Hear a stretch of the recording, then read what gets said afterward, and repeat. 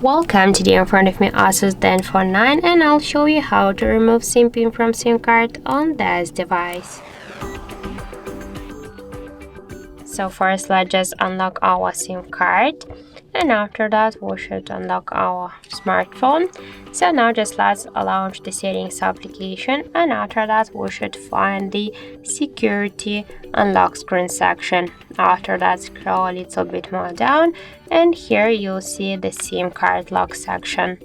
Tap here once, and now just to remove SIM pin from our SIM card we should click here only once on the switcher and enter our currently pin code. In my case that's from 1 to 4, and then just tap here to OK, and that's it.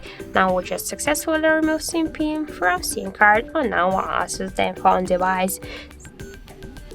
So that's it. Thank you for watching, and if you found this video helpful, don't forget to leave a like, comment and to subscribe our channel.